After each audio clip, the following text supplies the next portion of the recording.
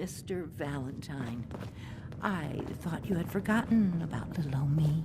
May have walked out of the den, Irma, but I'd never walk out on you. Amari's downstairs, you big flirt.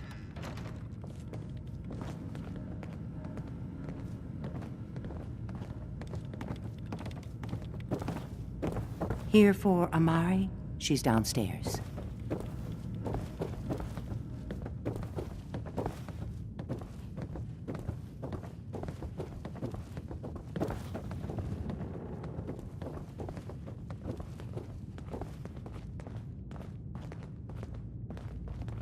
Dr. Amari? Yes? I take it this isn't a social call.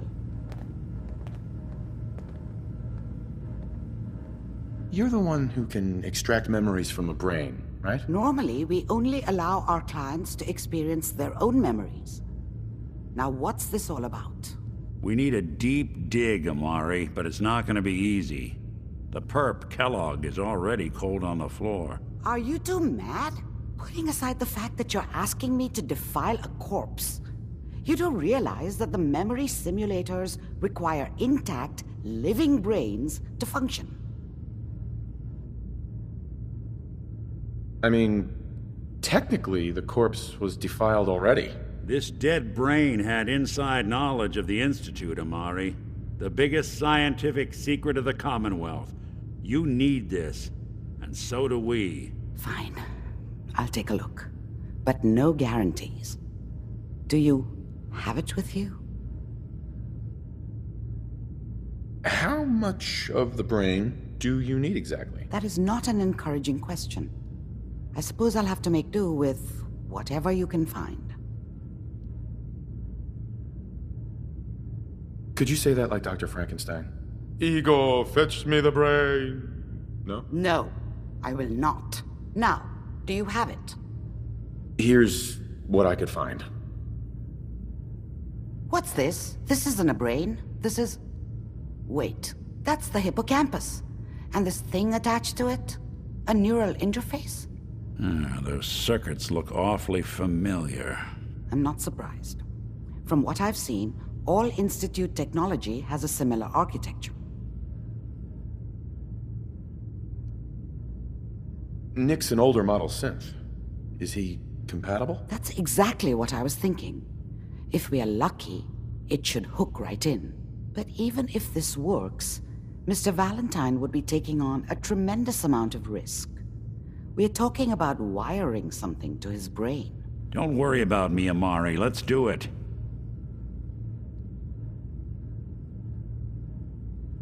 You really think this'll work, Nick? No idea. But we got a missing kid on the line. That's worth the risk.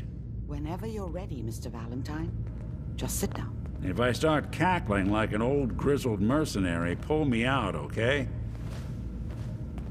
Let's see here. I need you to keep talking to me, Mr. Valentine. Any slight change in your cognitive functions could be dire. Are you feeling any different? There's a lot of flashes. Static. I can't make sense of any of it, Doc. That's what I was afraid of. The mnemonic impressions are encoded. It appears the Institute has one last failsafe. There's a lock on the memories in the implant.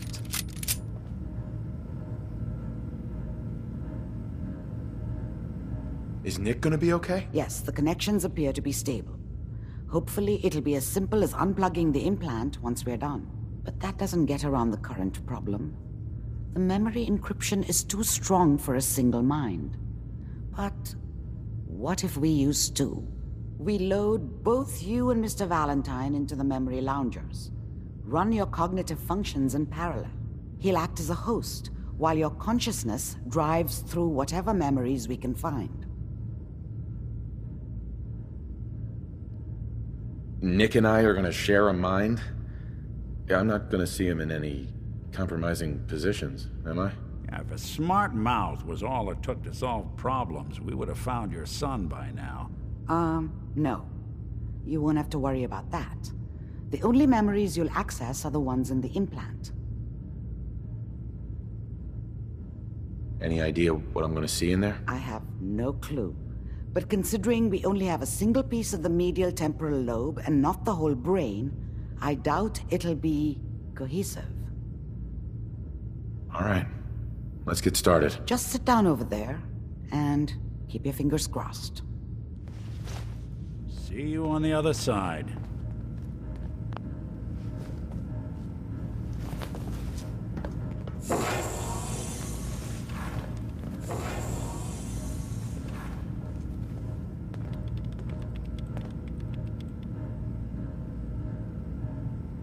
Initiating brainwave migration between the transplant and the host. Mnemonic activity coming from the transplant. It's degenerated, but it's there. We're going to load you into the strongest memories we can find. They might not be stable. Just hold on.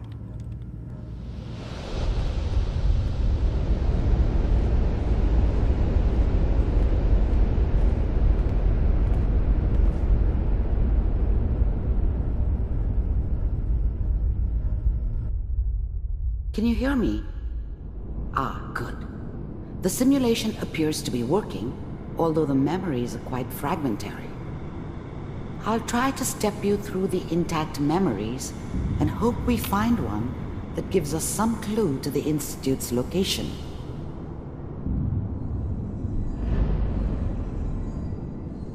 There.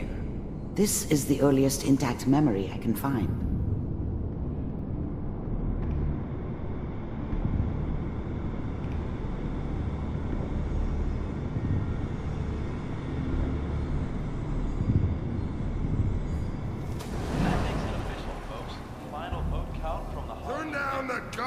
Remember, you are experiencing these memories as Kellog.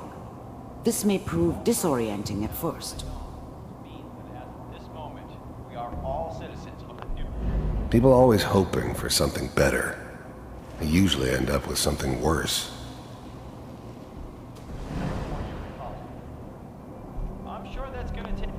Mom knew how it was. She wasn't soft, but she loved me in her way. And she protected me from Dad. That cost her more than a few beatings. I never knew what happened to her after I left. I didn't want to know. Not then.